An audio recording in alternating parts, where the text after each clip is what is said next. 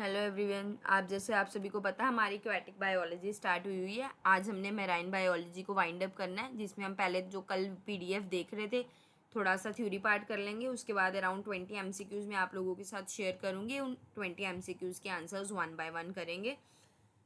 पहले थोड़े से एक आधा एमसीक्यू लगा लेते हैं जो हमें चीज़ें नॉलेज है। उसके बाद जो नहीं पता होंगी उनके रिलेटेड हम डिस्कशन कर लेंगे पीडीएफ के थ्रू। सबसे पहले आ जाओ फर्स्ट एमसीक्यू के साथ। फर्स्ट एमसीक्यू आपका क्या बोल रहा है?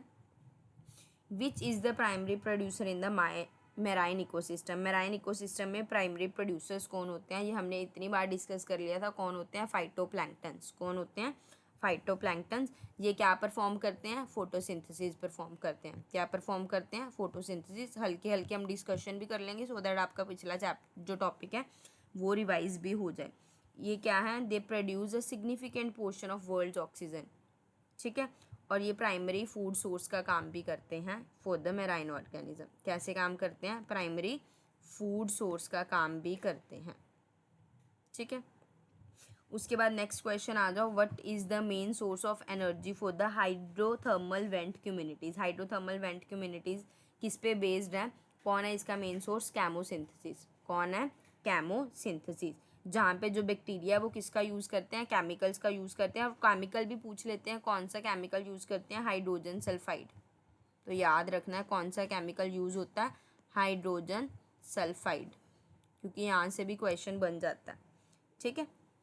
उसके बाद नेक्स्ट आ जाओ। Which zone is characterise in the absence of sunlight. Absence of sunlight के लिए कौन सा जोन है? वैसे ये हमने उसमें भी कवर किया था, फ्रेश में भी आ जाता है, पर चलो फिर भी इसके लिए हम थोड़ा सा थ्योरी पार्ट कर लेते हैं जो हमने कल छोड़ा था।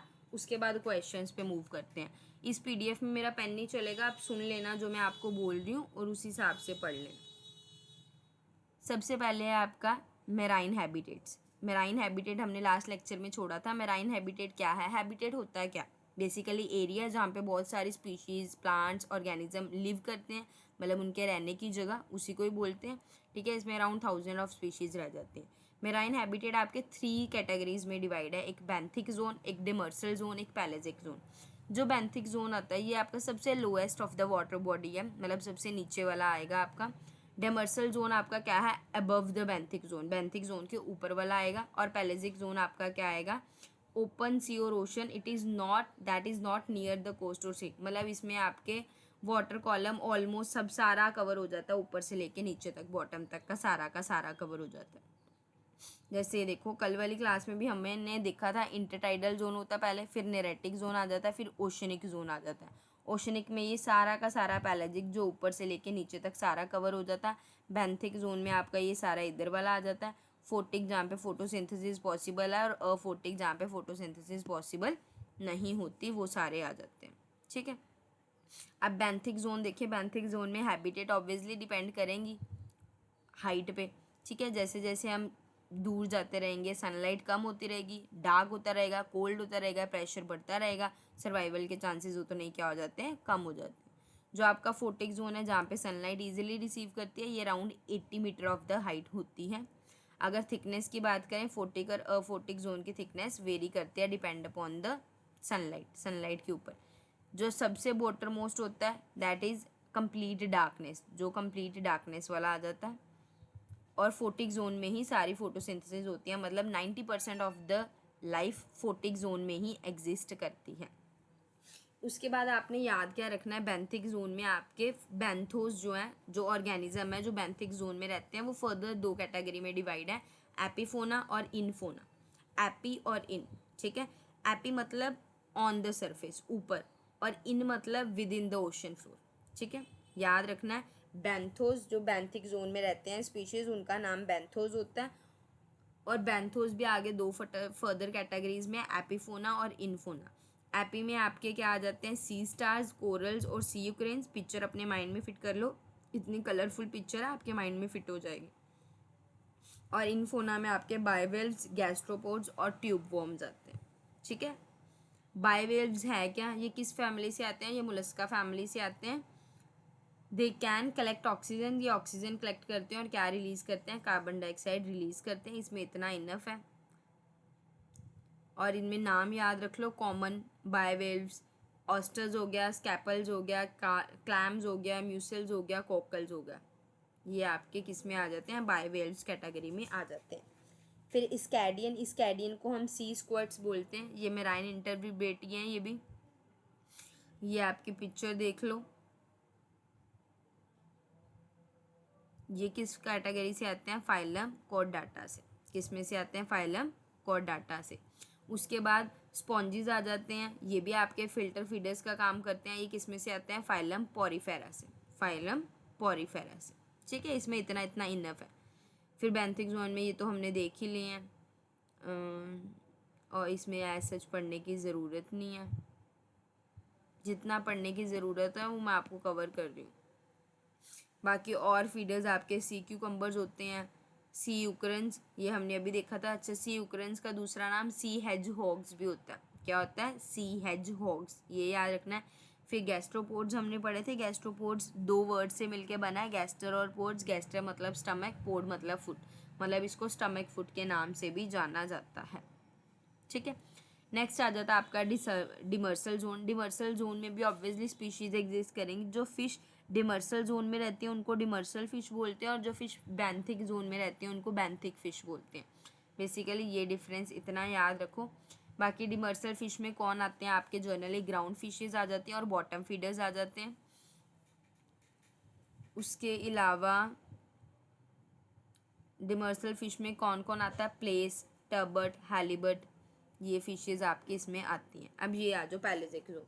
पैलेजिक जोन आपका शुरू से लेकर एंड तक का सारा, जिसमें हमारे 4 फर्दर पार्ट्स होते हैं, 5 होते हैं जनरली, पर हम पढ़ते 4 ही हैं। एपीपैलेजिक जो अराउंड 80 मीटर्स तक रहता है, 200 मीटर्स तक रहता है। फिर मैसोपैलेजिक, देन आपका बैथीपैलेजिक, एब्सोपैलेजिक, और लास्ट इज हेडोपैलेजिक। ठीक है, ये आपके पार्ट्स हैं। सिर्फ आपको इतना ही पता होना चाहिए पार्ट्स के नाम, उससे ज़्यादा एज सच पढ़ने की ज़रूरत नहीं है। फिर ग्लोजरी आ गई। ग्लोजरी मतलब जितने हमने अभी तक ऊपर वर्ड्स पढ़े हैं उनका कॉम्बिनेशन। चैप्टर इतना ही था आपका। एब्साइल में आपका क्या आ जाता है, 2000 से 6000 तक का आ जाता है। एटीपी की फुल फॉर्म हमें पता है, एडिनोसाइन ट्राइफोस्फेट है। उसके बाद एल्गे आपको पता है, डाइवर्स ये ऑर्गेनिज्म है which are not closely related. Aquatic जितने भी वाटर या जो वाटर में रहते हैं या नियर टू द वाटर रहते हैं वो सारे एक्वेटिक में कवर हो जाते हैं। बेंथिक आपका बॉटम वाला आ जाता है। बेंथोस आपके अंदर वाली स्पीशीज आ जाते हैं, फ्लोरा और फौना। बायोडाइवर्सिटी में सारे प्लांट्स एनिमल्स का कॉम्बिनेशन आ जाता है। बायोवाल्व हमने अभी देखा था, मोलस्कस फैमिली से आते हैं।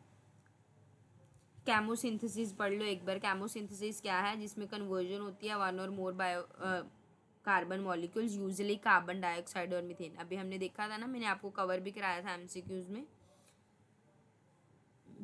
बस एज सच और तो टर्म्स जो हमने पढ़ ली हुई हैं सारी जो यूज़ हुई हैं। अब एमसीक्यूज में मूव करते हैं। आपका थर्ड क्वेश्चन है, which zone is characterise by the absence of sunlight. Absence of sunlight में कौन सा जोन आता है आपका, बैथीपैलेजिक जोन। देखो फोटिक जोन जिसमें फोटोसिंथेसिस होती है, मतलब इसमें सनलाइट तो होएगी होएगी। फिर एपी ऊपर आती है, फिर आपकी मैसो आती है, फिर बैथी, और फिर एब्साइल। एब्साइल तो है नहीं, अगर एब्साइल होता है definitely we will move with the abseil. तो हमारा क्या रह गया, बैथी। तो इसका आंसर क्या हो जाएगा, बैथीपैलेजिक जोन। क्या हो जाएगा, बैथीपैलेजिक जोन। फोर्थ क्वेश्चन की तरफ मूव करते हैं।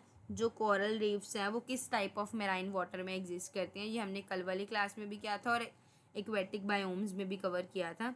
तो ये कहाँ पे जनरली फाउंड होती हैं, शैलो और वार्म वाटर्स में। शैलो और वार्म वाटर्स में।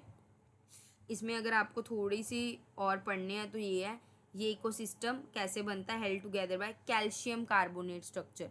तो आपने ये याद रखना है, ये कोरल रीफ्स वाला कैसे बनता है, कैल्शियम कार्बोनेट। ये वर्ड अगर आ जाता है तो आपने कोरल रीफ्स के साथ जाना है। Calcium carbonate structures secreted by corals. ठीक है, उससे आपका ये कोरल रीफ्स का इकोसिस्टम क्रिएट होता है। नेक्स्ट आ जाओ लार्जेस्ट बायोम। लार्जेस्ट बायोम कौन सा होता है हमारा, ओपन ओशन। ये भी हमने किस में किया था, एक्वेटिक बायोम्स में किया था। ये कवर 60% ऑफ अर्थ सरफेस को कवर कर देता है। मोर देन 60 मतलब अराउंड 70% ऑफ अर्थ सरफेस को आपका ये कवर करता है, और बहुत सारी वेराइटीज मेराइन लाइफ इसमें एग्जिस्ट करती हैं। फिर उसके बाद आ जाओ, which organism is known for its bioluminescence. Bioluminescence के लिए कौन सा ऑर्गेनिज्म होता है, एंगुलर फिश। अब बायोल्यूमिसेंस क्या होती है, basically it is an ability of marine to produce light. क्या एबिलिटी है मेराइन स्पीशीज़ की क्या प्रोड्यूस करने की? To produce light. किसके थ्रू? Through chemical reaction. किसके थ्रू होती है? Through chemical reaction. ठीक है, तो उसमें जो आपकी स्पीशीज़ है वो कौन है? एंगलर फिश है, जो मतलब जानी जाती है बायोल्यूमिनेसेंस के लिए। बाकी ये यूज है अट्रैक्टिंग प्रे और mates in the dark depths के लिए यूज़ होते हैं। ठीक है, उसके बाद आ जाओ ओशन एसिडिफिकेशन में आ जाओ। Ocean acidification result for the absorption of which gas? किस गैस के एब्जॉर्प्शन से होते हैं? अभी हमने पढ़ा था, क्या था? Carbon dioxide. क्या है? Carbon dioxide. उसके बाद नेक्स्ट आ जाओ, which marine animal is the largest predator? सबसे लार्जेस्ट प्रीडेटर कौन है? Killer whale. कौन सी होती है आपकी? Killer whale. ये कुछ बेसिक से क्वेश्चन है, आपको पता होना चाहिए, इसलिए एमसीक्यूज में कवर कर लिए। किलर व्हेल का दूसरा नाम भी पूछ लेते हैं, ऑर्का।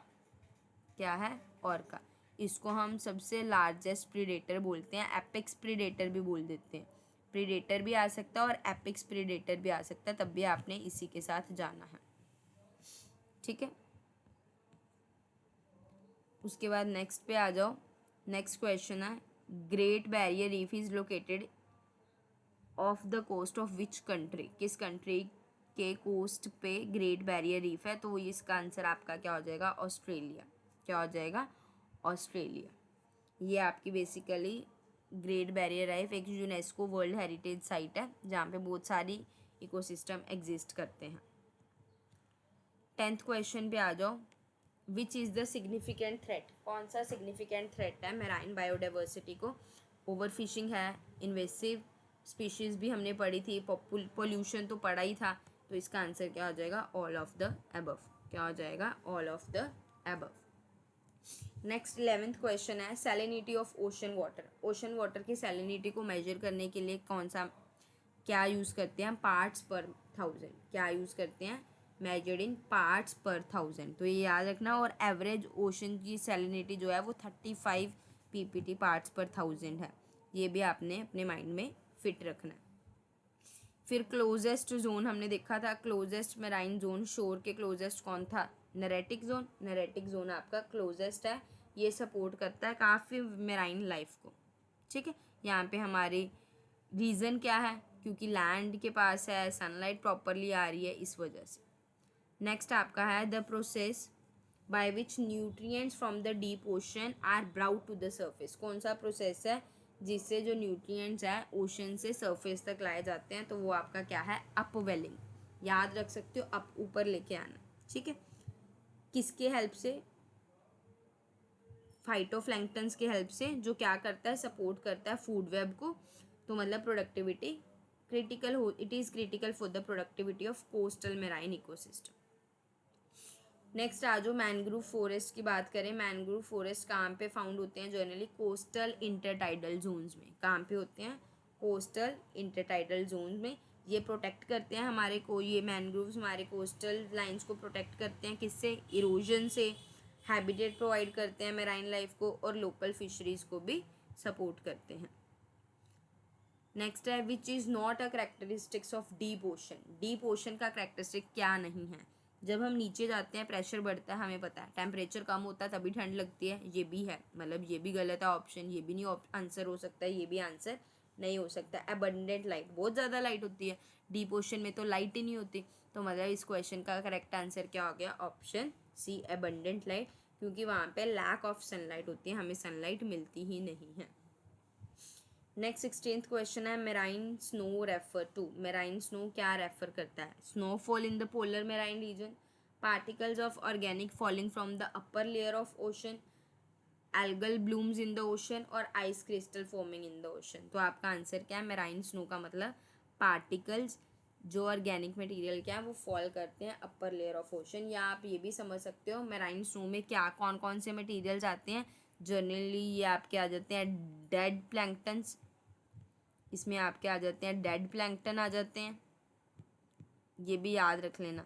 उसके बाद फिशल पैलेट्स आ जाती हैं, या डेट्रेटस आ जाते हैं। ये क्या होते हैं? मतलब ऊपर से नीचे को गिर रहे होते हैं, from the upper layer to the deep sea तो ये आपका मेराइन स्नो की तरह है, तो इसका जो करेक्ट आंसर है वो ऑप्शन बी के साथ जाएंगे हम। नेक्स्ट क्वेश्चन तो इजी है, सारे खुद ही आंसर कर दोगे। What percentage of Earth surface is covered by ocean? It is 70%।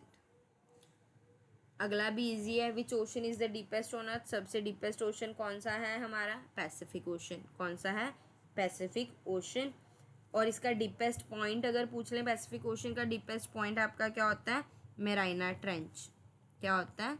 मेराइना trench. ये भी पता होना चाहिए। मेराइना ट्रेंच कितना क्या होता है? Around 11,000 metres. और अगर फीट में बात करें तो कितना होता है? 36,000 फीट। कितना होता है? 36,000 फीट। 19th क्वेश्चन पे आ जाओ। Main cause of ocean current. Ocean current का मेन कोज क्या है? Basically wind. क्या है? विंड है। उसके अलावा अर्थ की रोटेशन भी होती है, सैलिनिटी में भी डिफरेंसेस वेरिएशन की वजह से हो जाती हैं, पर जो मेन प्राइमरी फैक्टर है, क्योंकि उन्होंने मेन कोज पूछा है, मेन कोज में हम किसके साथ जाएंगे? विंड के साथ जाएंगे। किसके साथ जाएंगे? विंड के साथ। अच्छा, अर्थ रोटेशन वाले इफेक्ट को हम क्या बोलते हैं? अगर अर्थ रोटेशन आ जाए, या वैसे आप ज्योग्राफी में भी कवर कर लेते हो, पर फिर भी चलो आपको पता होना चाहिए, अर्थ रोटेशन वाले को हम क्या बोलते हैं? कोरियोलिसिस इफेक्ट। ठीक है, वैसे ये आपका ज्योग्राफी का पार्ट आ जाता है, जो मतलब एसएससी वगैरह की प्रिपरेशन करते हैं उन्होंने तो ये पढ़ा ही होगा। आज की क्लास का लास्ट क्वेश्चन, उसके बाद आपकी ये क्लास वाइंड अप होगी। Which organism are the filter feeders? कौन से ऑर्गेनिज्म फिल्टर फीडर्स थे? हमने फिल्टर फीडर्स पढ़ रहे थे ना, हमने शार्क्स पढ़ा था उसमें? नहीं। वेल्स पढ़ी थी? नहीं। जेलीफिश पढ़ी थी? नहीं। क्लैम्स हमने पढ़े थे ना, तो कौन आएंगे? क्लैम्स फीडर्स हैं ये बेसिकली। इसमें और कौन कौन से आ सकते हैं? क्लैम्स हो सकता है, आपके स्पॉन्जेस आ सकते हैं, स्पॉन्जेस आता है तब भी हम उसके साथ टिक करते हैं, या कोई भी सस्पेंडेड मैटर हो सकते हैं, food particles from the water, ये सारे फिल्टर फीडर्स का काम करते हैं। ये क्या इनका मेन रोल है? वाटर क्वालिटी को मेंटेन करना, न्यूट्रिएंट साइकिल को ध्यान से रखना, यही मेन इनका रोल है। होप आपको ये मेराइन बायोलॉजी कवर होगी। अगर कोई डाउट है वो कमेंट सेक्शन में पूछ लेना। इस वीडियो को ज़्यादा से ज़्यादा शेयर करो, चैनल को सब्सक्राइब कर लो, बेल आइकन को हिट कर लो, सो दैट जैसे मैं नेक्स्ट वीडियो पोस्ट करूँ आपको साथ के साथ नोटिफिकेशन आ जाए। एक ही टॉपिक रह गया एक्वेटिक बायोलॉजी का, नेक्स्ट लेक्चर्स में हम वो टॉपिक कवर करके फिर एक कंबाइन एमसीक्यूज ले आएंगे एक्वेटिक बायोलॉजी के, और इस एक्वेटिक बायोलॉजी को वाइंड अप करके रख देंगे। बाकी हाँ, जो बाकी साइड बाय साइड हमारी चल रही है वो चलाते रहेंगे। बस अपना प्यार देते रहो और वीडियो को ज़्यादा से ज़्यादा शेयर करो। Thank you so much.